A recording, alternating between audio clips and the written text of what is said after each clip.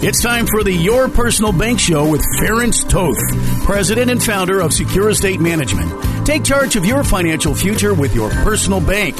Now, here's Ferenc Toth. Welcome to the Your Personal Bank Show, and I'll tell you what, wow, I'm not really sure what to think. As any of you are anybody's paying attention, of course, with the coronavirus, the stock markets, the economy, the quarantines, the shutdowns, everything that's happening. And here's the thing, it's happening extraordinarily fast.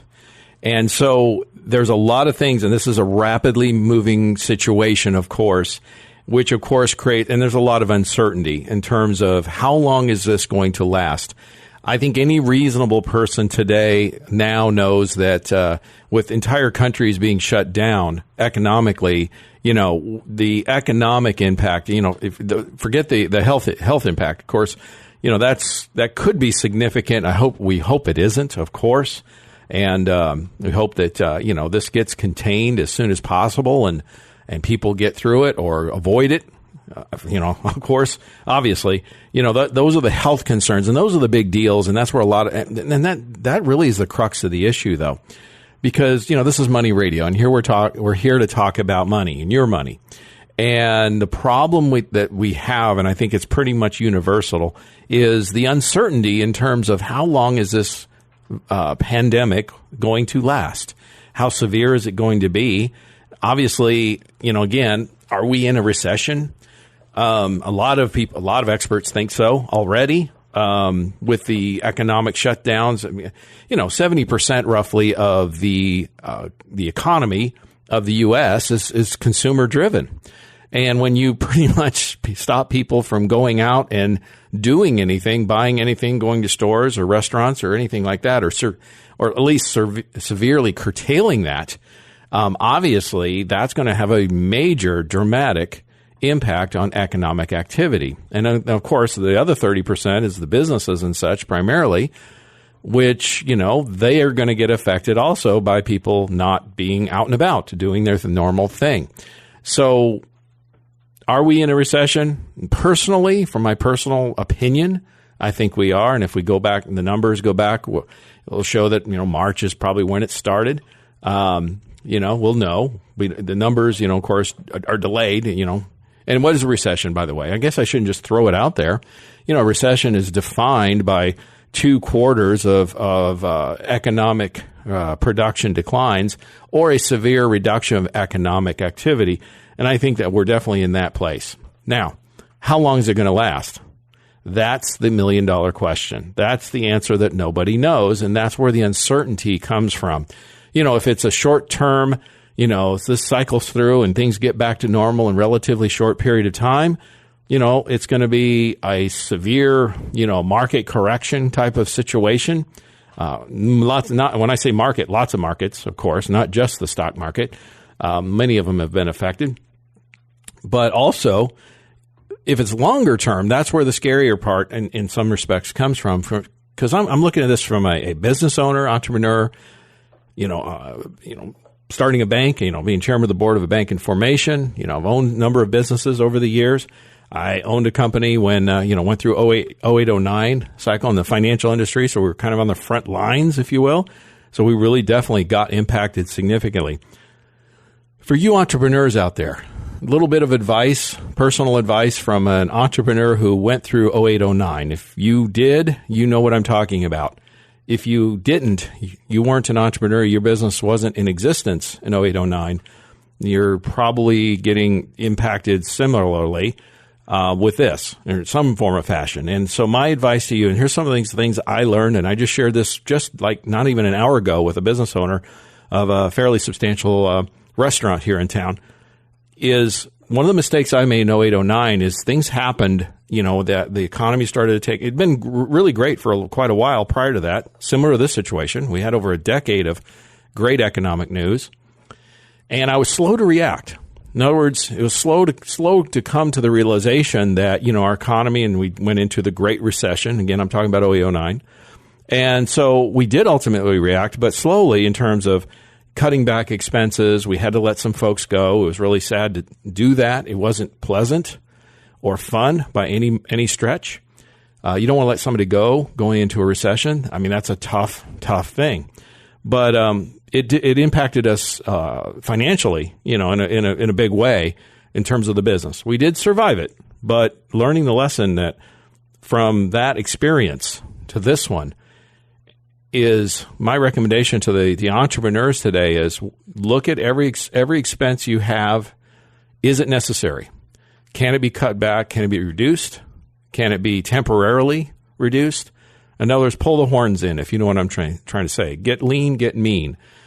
That's the type of thing that's going to get you through this economic cycle, this downturn, this recession, if that's what it turns out to be. Whatever this ends up being, be prepared for the worst case scenario. Because again, when you read the articles and listen to the pundits and the experts and all that, it's still not certain. There's some people saying that buy on the dips. This is short term. There's the others that are out there saying doomsday. And, I don't know. Nobody really knows. That's the problem. So you have to be prepared. And by the way, if you're an individual household, really, your finances are like a business. You kind of have to operate the same way. We're told not to go out and do things unnecessarily and don't go to gatherings and all these other things. So we're not spending as much money, so we're reducing our expenses. That's actually financially a good thing going into a downturn or a correction. Again, I don't know what to call this. In fact, I want to insert a bit of humor here. I didn't get the memo that this illness created serious problems where you would need a lot of toilet paper. And, I was shocked and surprised going to the store and seeing these pictures. And it seems like here in Phoenix, I can tell you, I've been to 4 or 5 stores in the last week or so. Just normal shopping, not, we're buying a few extra things, just in case, but not hoarding stuff. But the toilet paper, you can't find it anywhere. And so it just, that's an example of, it speaks to the fear that's out there. You could apply this to the markets and whatever market you want to talk about, whether the stock market, the bonds, the Bitcoin, various markets out there. It speaks to the level of fear that's out there right now and how fast things are moving. There's been some unprecedented volatility. There's been some unprecedented drops and increases day to day. That kind of stuff will drive you crazy. So, maybe I'm going to call this the toilet paper recession. So, or correction, I guess, whatever it ends up being, right? The bottom line is this. You've got to kind of be strategic. Again, reduce your expenses, do those kinds of things as an individual, as a business, okay? Those things are important. And those uncomfortable discussions, you're going to have, say, reducing an employee's hours or sadly having to let somebody go. Those are real discussions. And the concern I have, this is where I find that this is the scary part, is if this does end up going longer than some people think, this process of through the pandemic, the whole cycle, the economic impact of it ends up lasting longer. Well, businesses and people are going to lose jobs. Businesses are going to go down. These are real long-term impacts that affect people for a long time in many cases. We have to recognize the fact that these possibilities exist. Again, I hope it doesn't. I hope that this goes quickly. It's a quick recovery. I think everyone hopes that. But plan for the worst and hope for the best. I'm naturally an optimist, by the way, by nature. So I think that's a good way to look at it. And then the little bit longer picture, as I stated to this restaurant business owner, I said, pull in your horns, reduce your expenses, get lean and mean, do what you got to do, and pull the trigger fast. Pull it fast and hard, and do what you've got to do, because it's even though it's uncomfortable. Because when this does blow over, there's going to be pent-up demand. Things are going to get better. In fact, they're going to be tremendous. And if it does last long enough that some of your competitors, your weaker competitors, actually go out, there'll be less of you out there with all this pent-up demand, which is exactly the experience I had in 08-09 being in the financial industry. A number of my competitors went out of business as a result of that. And guess what happened afterwards? We were busier than ever because there was less of us and there was a pent-up demand. I'm going to talk about more about this and fixed, the safer money options out there which I think is a very pertinent topic in the next segment. Stay tuned. For more information on your personal bank, call Ference at 866-515-6280 or online at yourpersonalbank.com.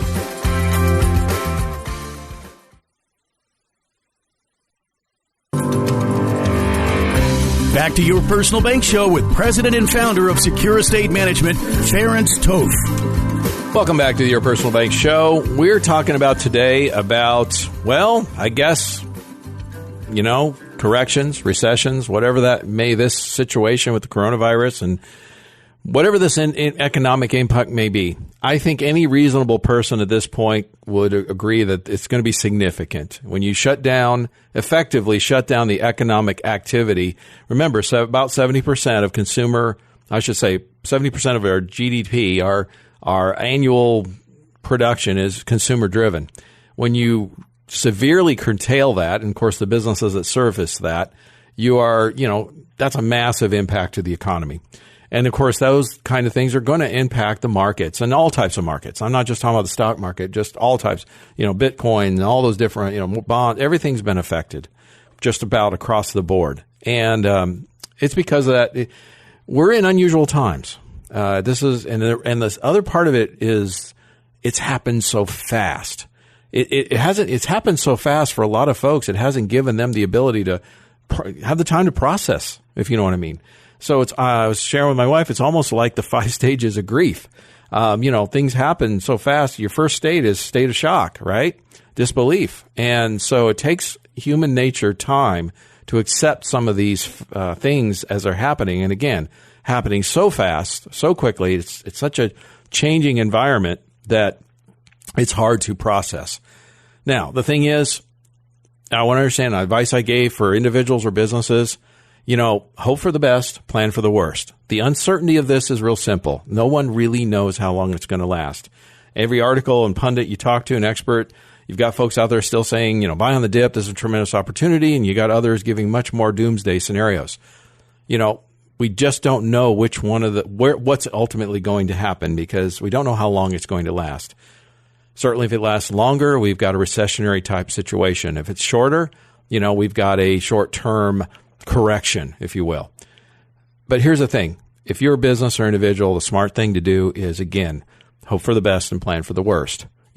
Cut back your expenses. Do the things you can do and make the tough decisions, the things that you have to do to keep your business or personal finances afloat during this period in case it does move into a recession or a longer-term downturn. The thing is, later, if you're a business in particular, once this does blow over, there's going to be a lot of pent-up demand. And if it does last longer, some people are going to get hurt. Some businesses are going to go down. I'm using my experience as a business owner in 08, 09. People are going to lose jobs if we have a longer-term recession-type situation. And that's sad, but it's a fact. And here's the thing. If you're a business and you weather the storm, come out on the other side, if some of your competitors have gone by the wayside, and there's pent-up demand, from a business standpoint, there's a tremendous recovery position. From an investor standpoint, or planning the future, putting money away for the future, savers, investors, all those types of things. Well, there's a couple of things I want to talk about on that. And one of them, it's from a Vanguard study recently was done of 44,000 do-it-yourself investors. And what the study found is many had become more exposed to risks in the stock market during the bull run than they might have intended or were appropriate for their proximity to retirement. Now, the study, on average, it says they were far short of the bond allocations that usually help cushion portfolios from sharp losses. In fact, the average bond allocation was only 23%. And this is from Steve Utkus, director of Vanguard Center for Investor Research, stated during the bull market, they just let the money run. And, I've seen personal examples of a lot of people, clients and folks that I meet with, or, for the first time, we look into their financial stuff. And for the last decade or so, this is true. I find this to be often very true, that the stock, the traditional modern economic theory, the rule of thumb is 60% equities, 40% bonds. Most of us have heard that. Of course, that percentage can be adjusted during determining things of your financial, the financial stage of your life. If you're younger, you might be more aggressive. If you're older, you might be more conservative. Also, it's temperament, risk tolerance. Individuals, have more risk tolerance than others. And so that percentage, of course, can be adjusted. As a general rule of thumb, as folks near retirement, they're going to become more conservative and have more on the safer money side, like the bond allocation, as this Vanguard study was referring to. The thing is, though, with this, almost unprecedented bull market in terms of length and size of it, if you will, to let the stocks and the equities run, it worked. I mean, there's no argument about that. It was working. So people tended to get away from, a lot of folks, away from that. Of course, now things are different. And that's, when discipline comes in. Now, the other part of this I want to discuss, though, is, okay, got things out of whack a little bit, or quite a bit, if you will. And so, like this other article, personal finance article from Motley Fool, I think it was, with interest rates near zero, preserving retirement incomes becomes risky. The Fed has kept interest rates really low for the past decade, since 2008. Prior to the 2008-09 Great Recession, the federal funds rate was at 5%. And within a year, dropped it to 1%. So that was a significant, over a series of rate cuts, that was a significant drop in rates in terms of the ability to borrow money, or the cost of borrowing money, I should say. So it was a significant impact, okay? And then they basically kept those rates really at a low point. In fact, just a month or so ago, rates were at still only at 1.5%. The Fed has now dropped them in 2 emergency rate cuts recently to 0.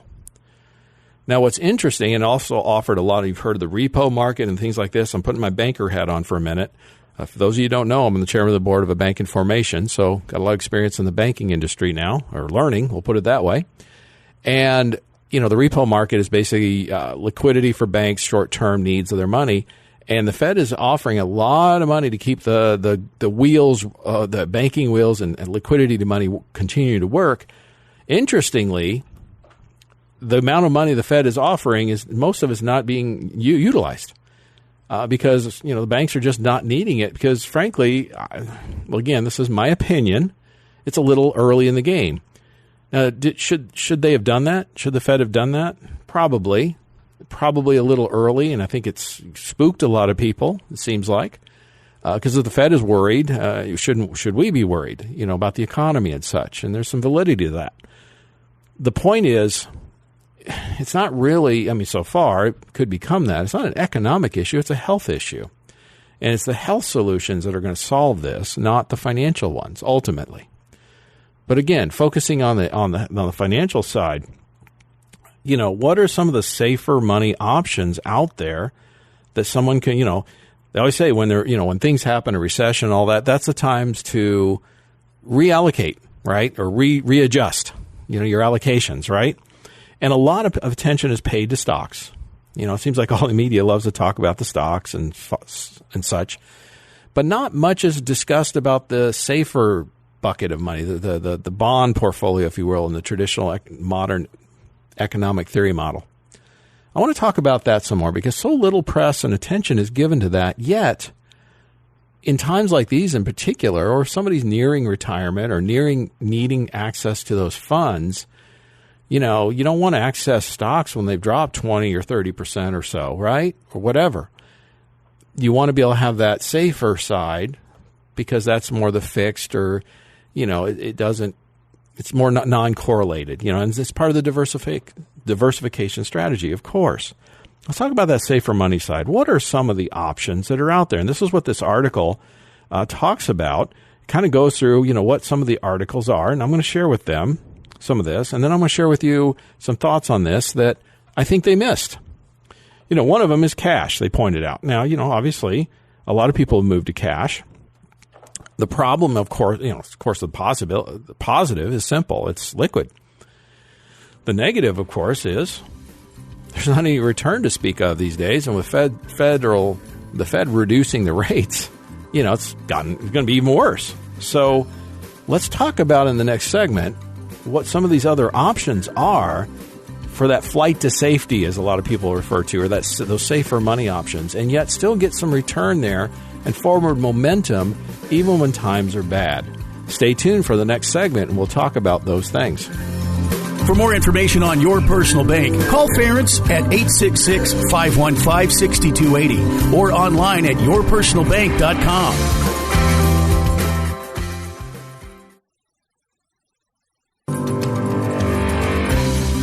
Back to Your Personal Bank Show with President and Founder of Secure Estate Management, Ference Toth. Welcome back. We're talking about a lot about, coronavirus, the economy, and all the things that...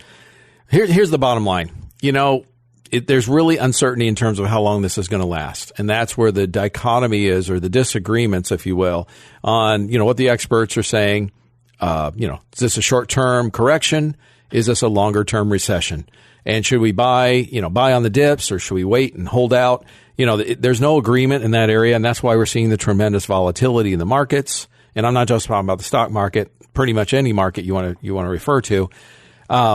That's why those things are happening. And so there's some things, but the thing I want to really focus on here is really comes down to this, is, the modern portfolio theory most people are familiar with, talks about, a portfolio of 60% equities, 40% bonds. That can vary, depends on person's situation, their financial stage in life, their risk tolerance, those kinds of things. The thing is that the safer money option side isn't talked about very much. Almost all the articles and information and the headlines really deal with the equity side, and there's tons and tons of advice in that area. I want to talk about, though, the safer money side. What talked about is the bond portfolio side. Now, it doesn't mean you have to be in bonds. There's other options out there, and there's a really good article I actually found from called with interest rates near zero, preserving retirement income gets risky. And I think this was from Motley Fool or Market Watch. I'll have to look that up. If you want this article, I'll be happy to send it to you. Just contact us at yourpersonalbank.com. But I want to hit a few highlights on this article because it talks about some of the options that are out there for the safer money side. Of course, cash is one of them. And cash, the positive of cash, of course, is it's very liquid, highly liquid. The downside is it doesn't earn any interest hardly these days. Even if you put in a savings account in the bank or something, it just you're not looking at much in the way of interest. And with Fed funds rate these days at zero, those interest rates are not going to be very strong at all. Now, one other thought I want to share this, and you hear about, again, all the media attention on equity side in the markets.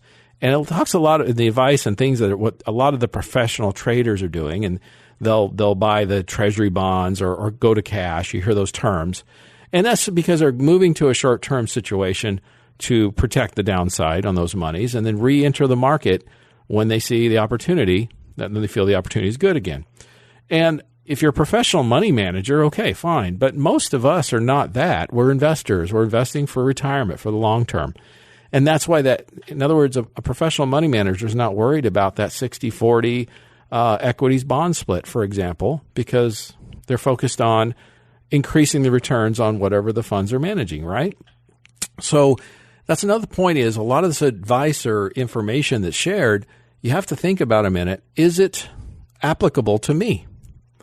And like I said, in many cases, you'll find it's not. So you want to keep that in mind. So moving to cash can be a solution in terms of avoiding, downside, and you got high liquidity because you're planning to get back in. But again, if you're following modern economic theory and it states you should have about 40%, give or take, in the bond side or the safer money bucket, depending on your situation, what about those monies? You want them to be there, grow for you, do something for you in the long term, right? So cash is usually not, a good long-term solution. The next one they talk about is certificates of deposit or CDs. Again, there's safety involved with those. They're FDIC insured and whatnot up to certain limits. But again, the CD rates these days, because of the historically low interest rate environment we've been in for the past decade, and now the Fed fund rate at zero, interest rates on CDs is not going to be very strong. It's going to be quite low. And of course, most CDs, not all, but most have penalties for early withdrawal. So there's some issues there with CDs. like it talks about here in this article, bonds, the safety of treasuries. It talks about treasuries considering one of the safer assets out there. But again, the return is, as they state, offers nearly next to nothing.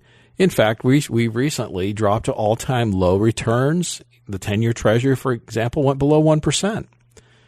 So it gives you an idea of the level of fear or panic that's out there, if you will, that people are willing to put money into the 10-year Treasury and receive less than 1% return on it because they're concerned about the downside risk on it. You see what I'm saying? Again, with that kind of return, certainly safe, certainly has some liquidity involved, but certainly not any kind of return. Another one that's discussed is preferred stocks. They talk about in this article because they're a stock that's bond-like and more steady than common stocks with an added bonus of a high dividend. The thing is, like they state here, if you increase the risk level, you may want to increase your cash cushion. So in other words, there are some risks involved with those types of stocks, and does it fit that bond portfolio-like side of your portfolio or not? That depends on the situation. It may or may not be a good fit. And then the last one they refer to is the emerging market fixed income. Like I said, emerging markets generally offer higher returns, but also typically involve greater risk, according to the article. Like he says, the risk volatility is still palatable, and that's according to Morningstar's Max Jacobson. So the thing is, there's a number of options they refer to in this article for that safer money side or that safer bucket of money. And some of those may fit you, some may not. The ones that, in general here, the ones that are safer, have much lower rates of return. The ones with a higher return or decent return these days, if you will, have higher risk involved. And sort of the point of that bucket is to reduce the risk, right? Your overall risk. What I have a problem with this article is I think it leaves out two or three options. Then there's other options out there, but I think it leaves out two or three that are really of value to a lot of people. It's, in other words, in my opinion, it's kind of a narrow focus. It's focusing strictly, in essence, on Wall Street, market, and banking industries. What is missing is another example is what about cash flow, long-term real estate? Now, again, real estate's not a solution for everybody. Not everybody's going to want to be involved in being a landlord. But certainly, if you own rental properties long-term, it can create a positive cash flow in the right situation. And I think that's something that needs to be considered, certainly for some people. There's a couple other options that I deal with quite extensively that aren't even mentioned here. What my frustration is, it completely leaves out the insurance-related products. And the two that come to mind are the personal bank, the high cash value life policies. There's policies right now that have guaranteed interest crediting of 4%, contractual guaranteed, currently paying 5%. Well, if you're getting a credit rate of 5% today, for example, and you've got tax, it's tax favored, and you've got some guarantees involved in terms of the downside protection, you're not going to be subject to market risk with this money. That's certainly something to consider. Also, with the Your Personal Bank tool, financial tool, there's a great degree of liquidity. Again, typically, 60 to 80% of your funds you contribute to this are available day one, which is a much greater liquidity position than most CDs, for example. So it's something that has a place or should have a consideration, not even mentioned in this article. Another one happens to involve annuities. Some annuities have an option, a rider, if you will, that allows you to create a guaranteed lifetime income. Now, again, if the purpose of that safer bucket of money in your portfolio, that bond-like portfolio, is to create income for your retirement, then a guaranteed lifetime income rider with an annuity can be a great fit for that. I'm going to talk about a little bit more in the next segment about how you can look at these financial tools that aren't often, particularly in this article I'm talking about here and many other ones I read, aren't even discussed or talked about. We'll talk about that in the next segment. Stay tuned, please. For more information on your personal bank, call Ference at 866-515-6280 or online at yourpersonalbank.com. Back to Your Personal Bank Show with President and Founder of Secure Estate Management, Ference Toth. Welcome back. We're rounding third. We're coming into the end. We've been talking a lot about, economic situations, the coronavirus, impact of that. And the thing is, I'm an optimist. You know what? You hope for the best. I hope this is a short-term correction. Certainly, it's going to be impactful. When you're shutting down, in effect, entire countries, if you will, around the world, the economic drivers. I mean, in the U.S., about 70% of the economic activity is consumer-driven. And you put severe curtailment on that, which is happening everywhere, that's going to have a major, major impact. I don't think anybody can disagree with that reasonably. Now, the question, though, really comes down to, is it short or long term? How long is this going to last? And that's why we're having the uncertainty, the volatility that we're having, the fear, if you will, the panic selling of stocks and the panic buying of toilet paper, for example.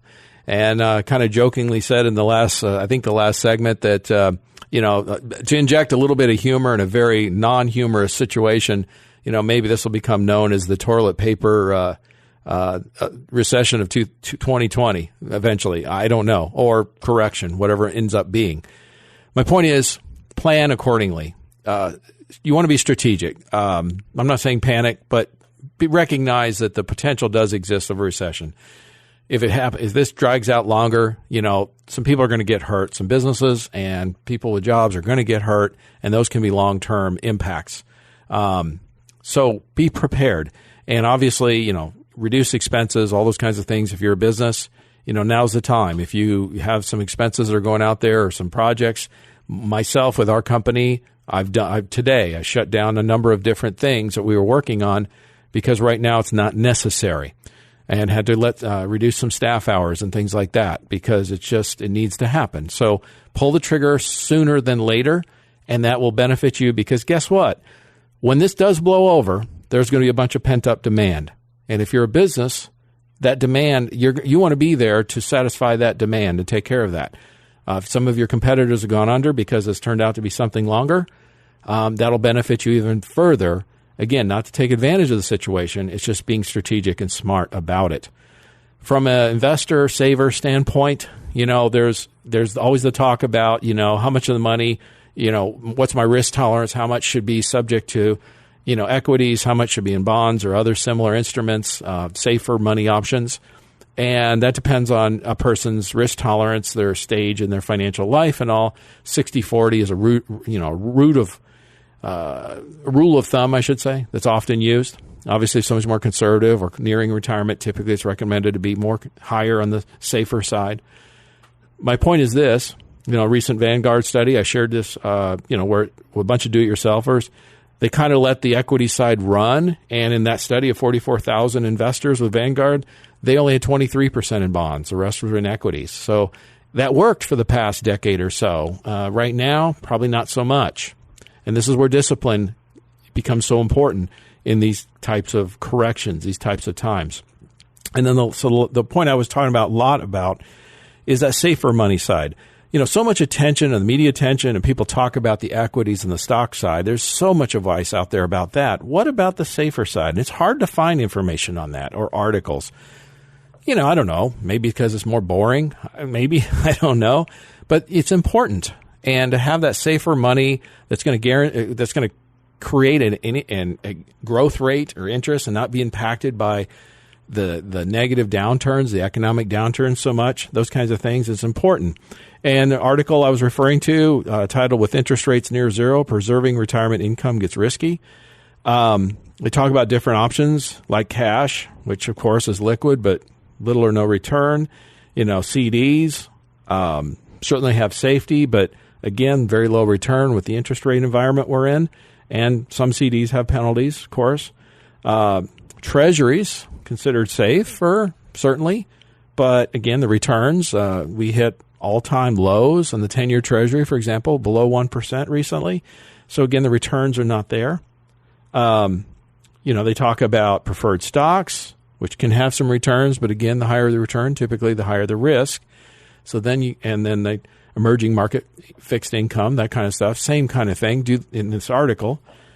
And as it points out in the article, the risk volatility is palatable. So does it fit that safer money option or not? It may not in your situation, but I wanted to explore a few areas that aren't talked about frequently, and certainly not in this article. And I find that quite common, unfortunately. It's like it's a narrow focus. It doesn't encompass everything. And I don't know if this article was intended to encompass everything, but I find that as a common denominator, if you will, in a lot of these.